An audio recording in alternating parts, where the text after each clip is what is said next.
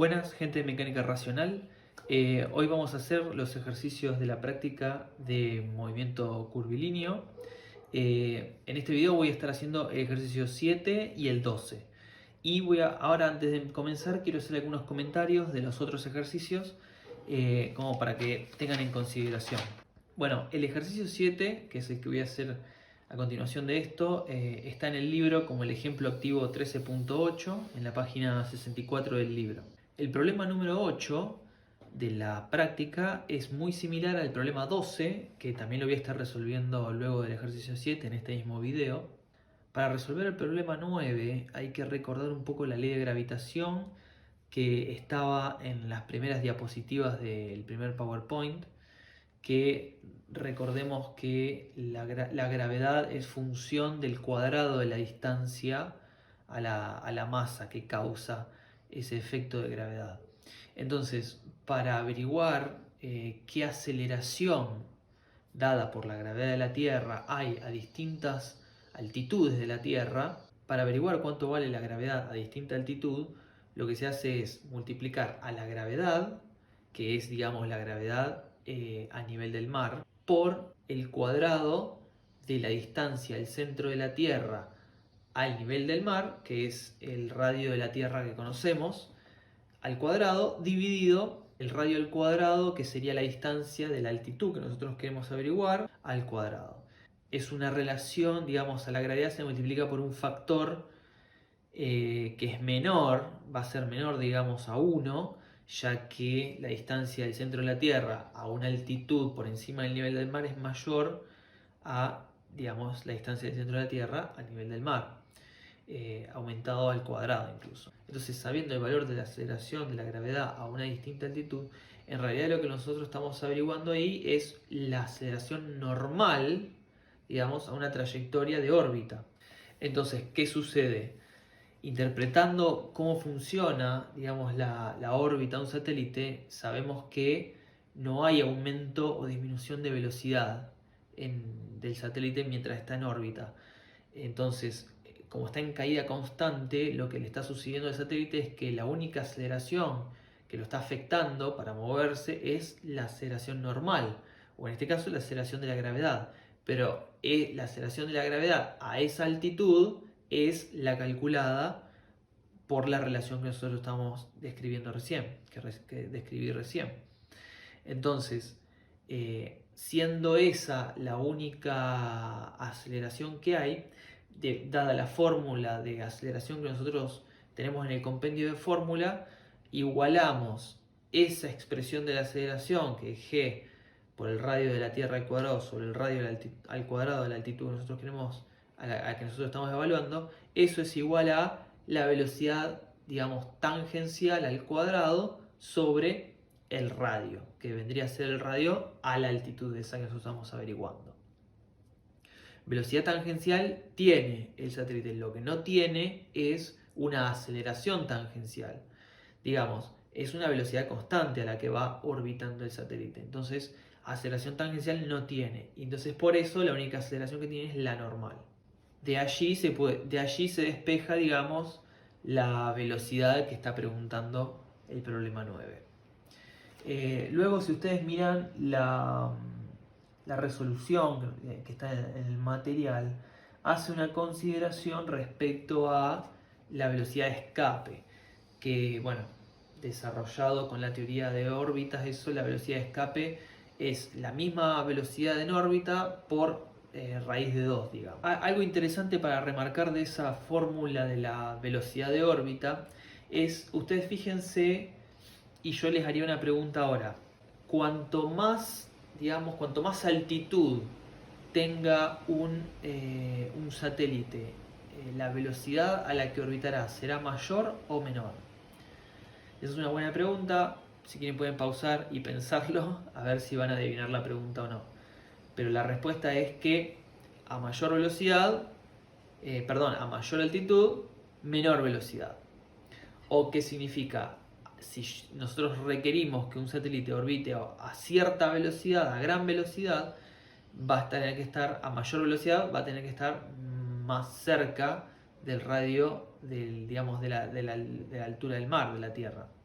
Esto es muy interesante porque, bueno, en el caso de que en algún momento haya que calcular, digamos, las condiciones de órbita de un satélite, hay que considerar que si debemos bajar la altitud de un satélite, debemos también aumentar su velocidad tangencial, ya que a una órbita de menor altitud requerimos más velocidad tangencial para quedarnos en esa órbita. Guarda con eso, porque si no, al disminuir la altura de la órbita, sin aumentar la velocidad tangencial, empezaremos a hacer una caída hacia la Tierra indefectiblemente. Entonces, eso es interesante. Y luego, a mayor altitud, digamos, de altura de satélite, debemos disminuir la velocidad tangencial. De lo contrario, nos iremos de la órbita y hacia el espacio, digamos. Eso es para cuando, bueno, tengan sus naves espaciales y tengan que orbitar en algún cuerpo celeste. Bueno, sigamos con el problema 10. En el problema 10 lo interesante es que se trabaja con movimiento lineal en coordenadas cartesianas y luego se pasa los resultados de aceleración en X y en Y, se los pasa a aceleración normal y tangencial. Y vamos a estar pensados para eso, es para que vean que se puede hacer un pasaje de un sistema coordenado a otro sistema coordenado. Y no es más que hacer la proyección de uno a otro. Del vector en X y el vector en Y se proyecta respectivamente, o como se lo prefiera hacer, digamos, con la trigonometría que ustedes prefieran, se los proyecta a lo normal y tangencial. ¿Qué se usa para la proyección? El ángulo θ. El ángulo θ, la vinculación que tienen ellos es que la composición de la velocidad en X y en Y da la velocidad, digamos, tangencial. Y esa velocidad tangencial la tiene en común con la aceleración tangencial. Entonces, sacando el ángulo θ de la velocidad tangencial dado por las componentes que lo forman, digamos, que le dan por la cual es la resultante, se halla el ángulo θ y con eso se proyecta, con ese ángulo se usa para la proyección de la aceleración X e Y en aceleración normal y tangencial. Bueno, después se saca el radio de giro con las ecuaciones del compendio de fórmula que tenemos. El problema 11 es bastante simple, no es más que la aplicación de las ecuaciones de movimiento curvilíneo a radio constante que están en el compendio de fórmula. Es simplemente para que practiquen, digamos, los pasajes que tienen esas fórmulas, que son bastante simples, digamos. No hay derivadas o integrales prácticamente, así que lo dejo para que lo hagan ustedes. Bueno, y por último, en el problema 13, que es muy interesante desde el punto de vista constructivo, que hay que, digamos, hacer una construcción del movimiento que tenemos, movimiento lineal, movimiento curvilíneo, otro curvilíneo y finalmente otro lineal.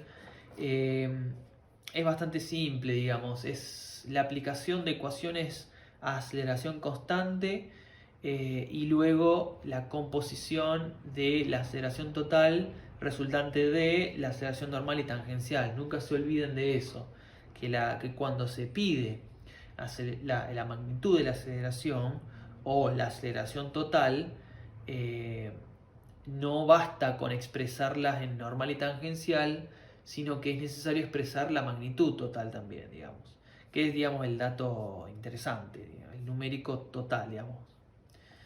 Bueno, que es algo que también vamos a aplicar en el ejercicio 12, que vamos a hacer luego del 7, que lo voy a empezar a hacer ahora.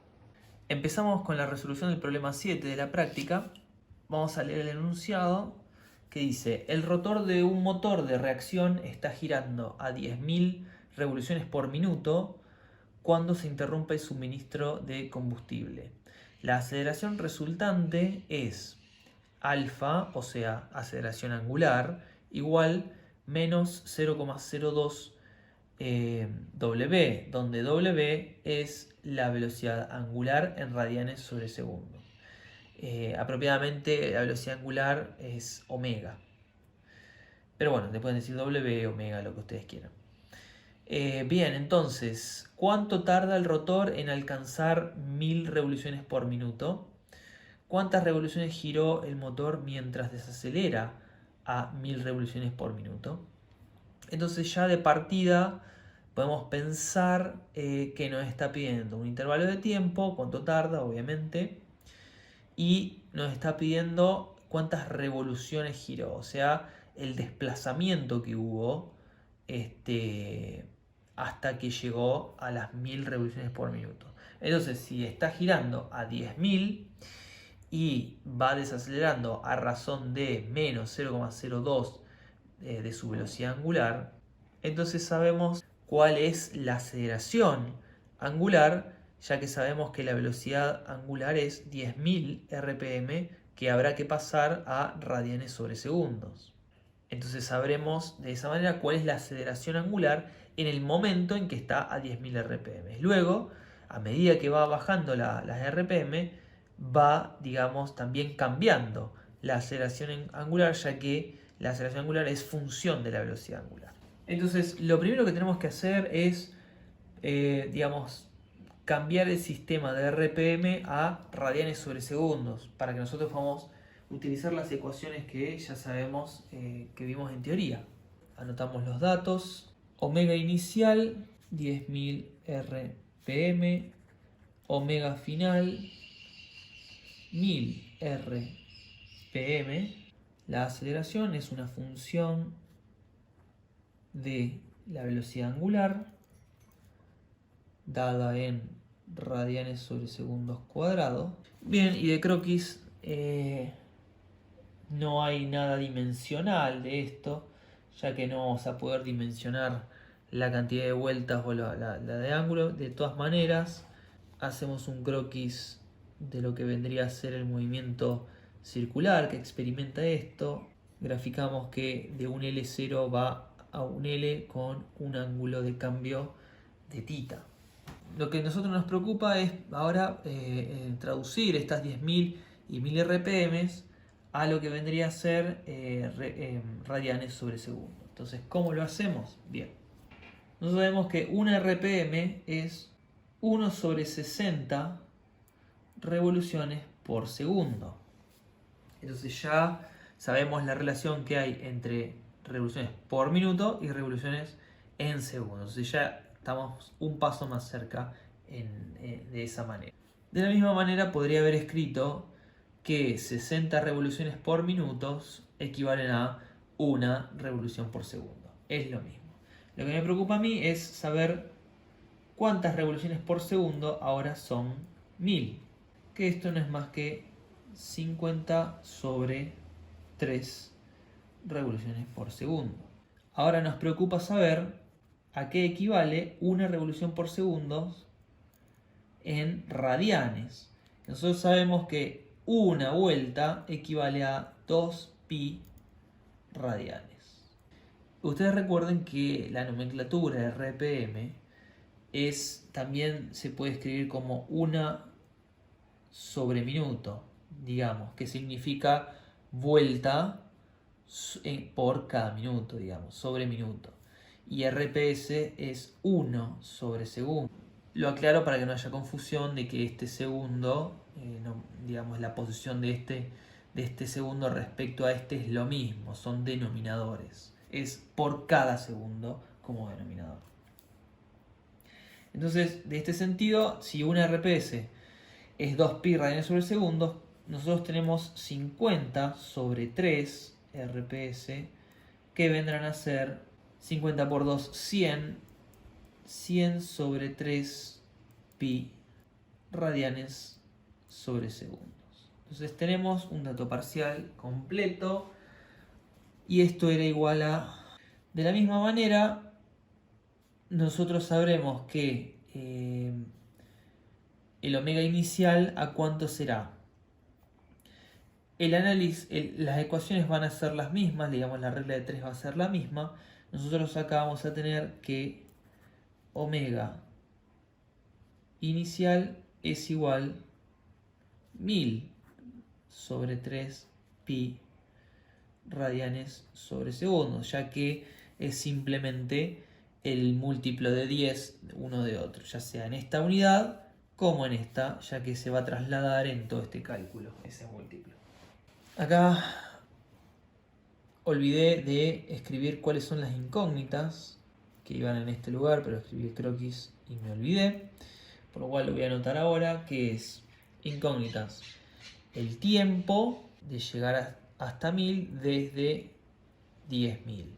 El final y el inicial. ¿Qué tiempo transcurrió en ese periodo de... La otra incógnita es cuál fue el desplazamiento angular, de la misma manera, entre 10.000 y 1000 RPM. Nosotros tenemos como dato la aceleración angular en función de omega y sabemos que la aceleración angular es la derivada de omega respecto del tiempo. Digamos, esto, la aceleración angular es igual a esto, que a su vez, como está escrito acá, es igual a menos 0,02 omega. Entonces, lo que podemos hacer es reacomodar los diferenciales para poder integrar y averiguar el tiempo, que es lo que nosotros queremos para nuestra primera incógnita. Entonces nos quedará derivada diferencial de omega sobre omega igual a diferencial de tiempo. Ahora, si integramos, he faltado la constante menos 0,02 en el omega, ahora sí podemos integrar entre la velocidad inicial es 1000 sobre 3 pi y 100 pi sobre 3.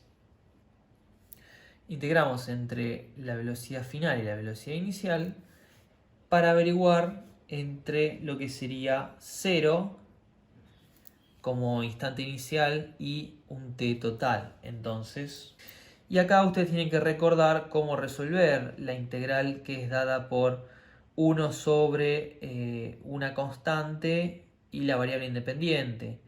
Digamos, 1 sobre la constante se puede llevar afuera del integrando. Y luego lo que queda es que la integral de 1 sobre omega es básicamente el logaritmo de, digamos, de x, en este caso de omega. Entonces nos queda, dado que tenemos que integrar entre esto y esto, nos va a quedar simplemente logaritmo de 100 sobre 3 pi menos logaritmo de 1000 pi sobre 3. Si ustedes calculan esto, debería dar 115,13 segundos. Y esto responde a la incógnita A. ¿Cuánto tiempo transcurrió? Ahora, para saber qué desplazamiento angular hubo en ese periodo de tiempo, tenemos que usar la regla de la cadena. De la misma manera como la usábamos para averiguar, digamos, en el movimiento lineal, el desplazamiento, para vincular entre la aceleración y el desplazamiento.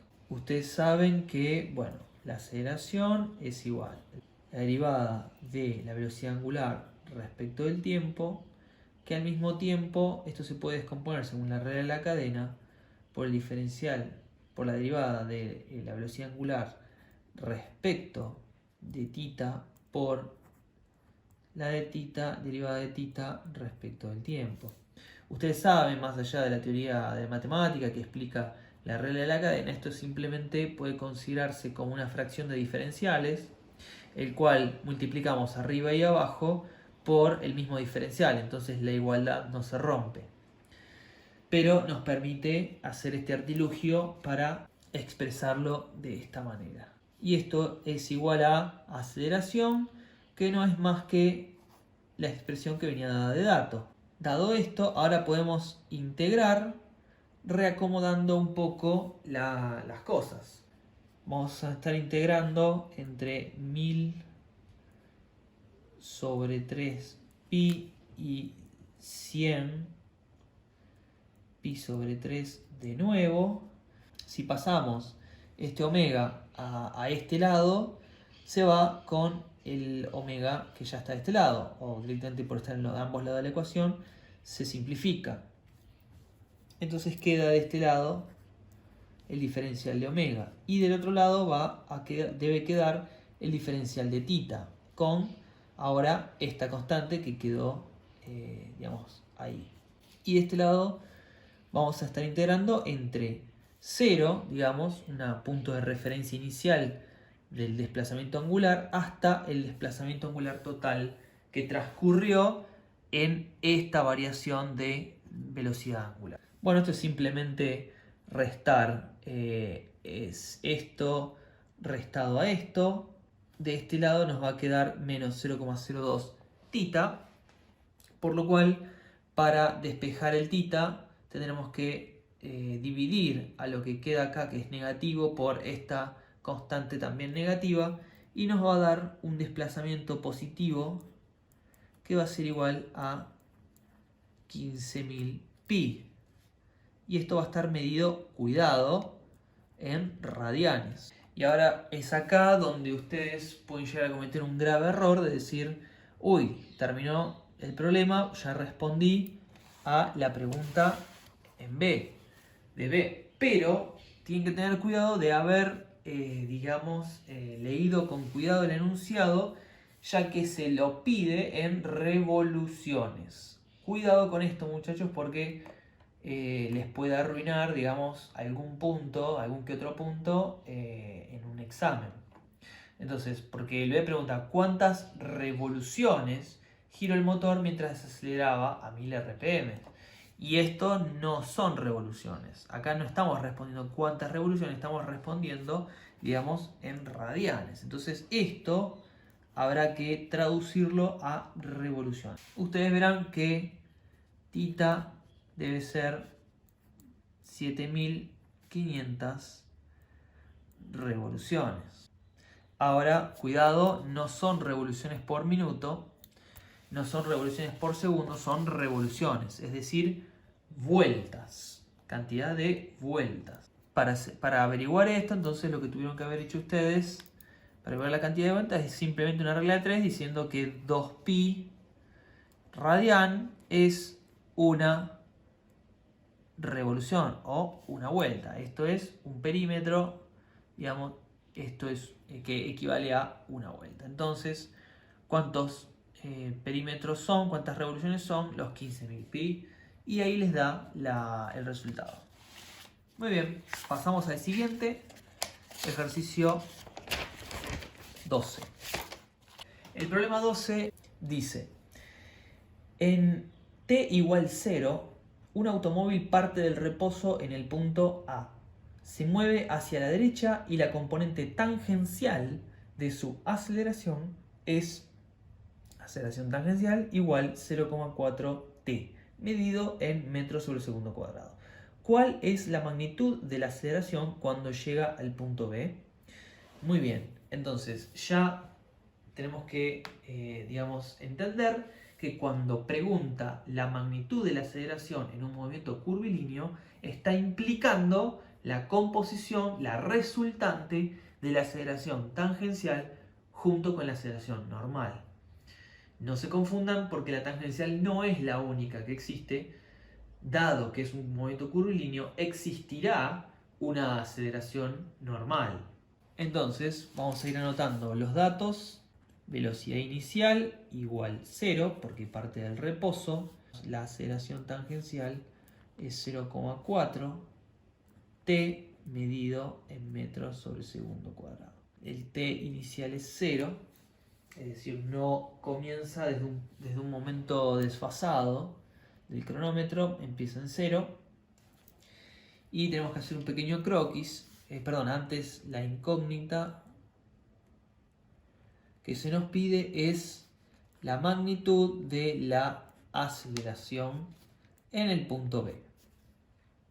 Entonces, para saber cuál es el punto B, simplemente voy a hacer el croquis. La trayectoria dada es una recta de 200 metros, partiendo desde el punto A y llegando al punto B. Esta curvatura tiene un radio que es igual a 50 metros. Ahora, ustedes deben entender por la teoría del movimiento curvilíneo que esta aceleración tangencial que comienza en el punto A es la misma y va a seguir siendo la misma en la trayectoria curvilínea del movimiento.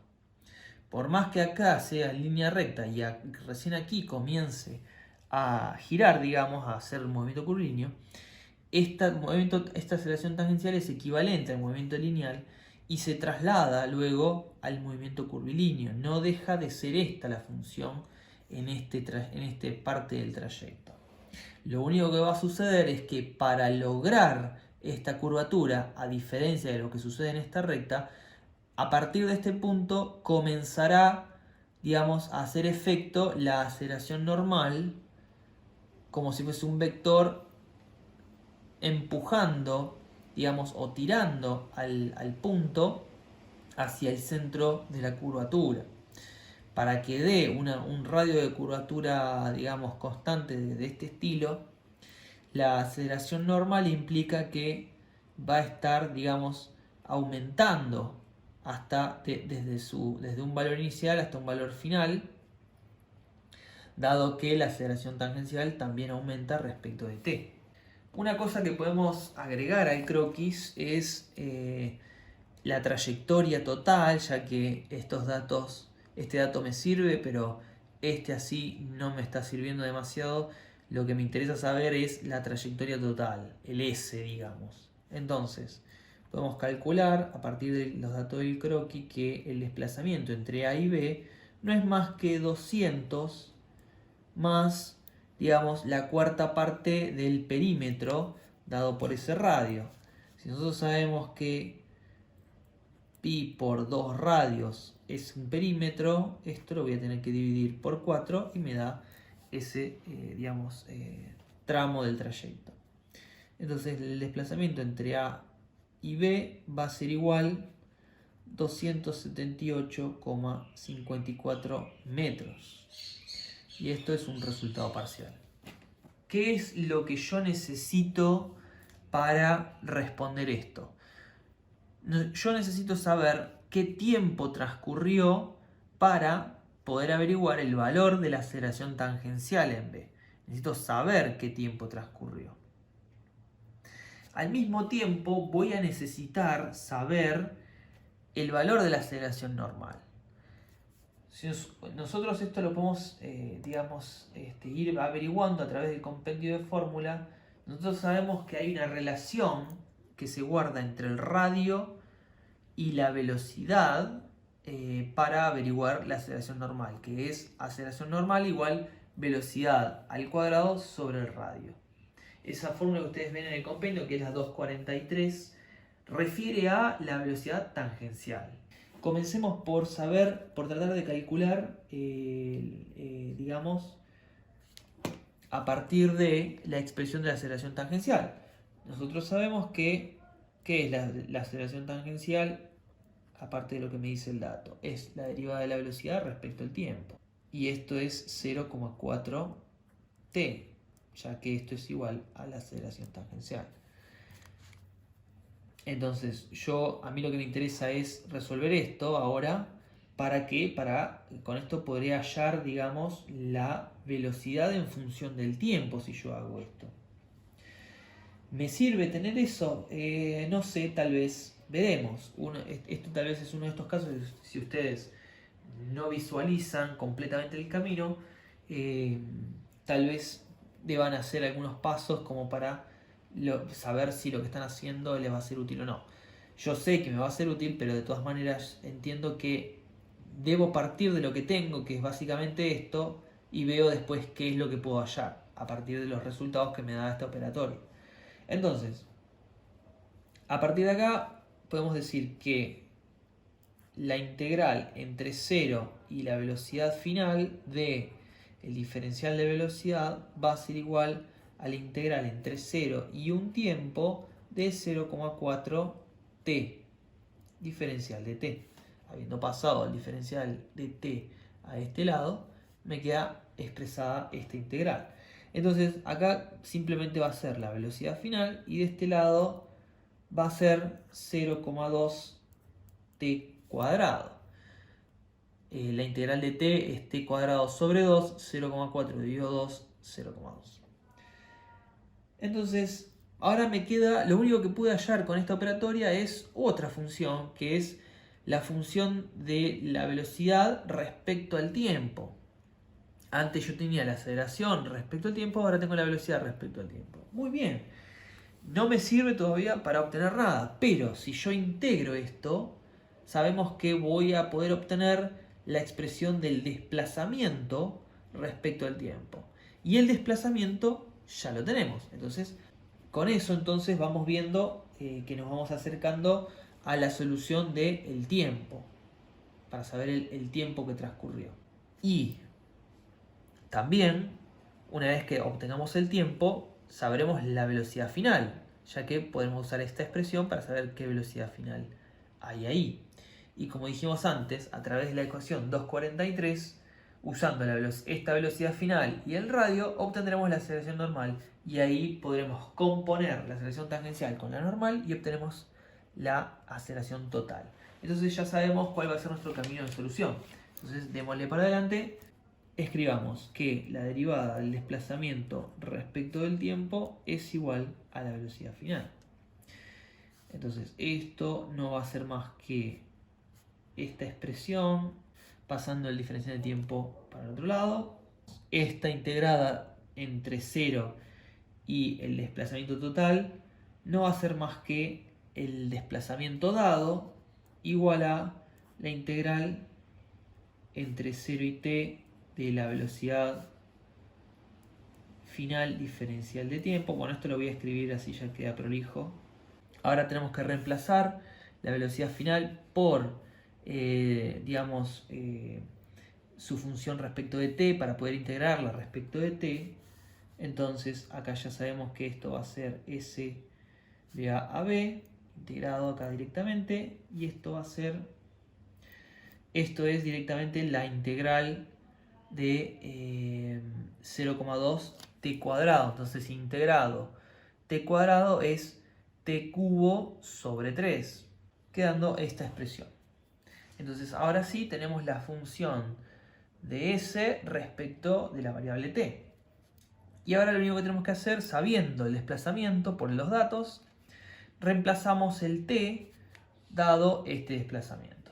Entonces esto se expresa como el tiempo debería dar 16,11 segundos. Esto es un resultado parcial.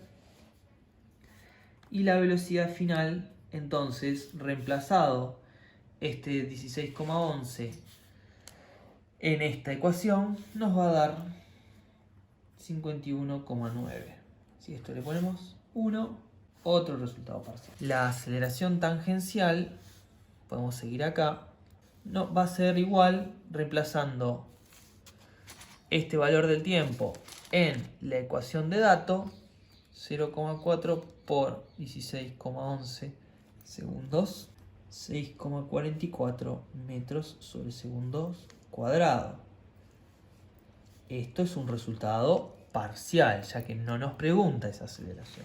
La aceleración normal va a ser igual a la velocidad final al cuadrado sobre el radio, dada la ecuación en el compendio de fórmulas 2.43. De manera que la aceleración normal es 51,9 metros sobre segundos, todo esto al cuadrado, 51,9 al cuadrado, dividido el radio, que está en metros expresado, nos sirve, perfecto, nos sirve bien, 50 metros. Entonces la aceleración normal será igual a 53,87 metros sobre segundos cuadrados. Ahora, este es otro resultado parcial. Nosotros tenemos que, a partir de estos dos, averiguamos la magnitud de la aceleración.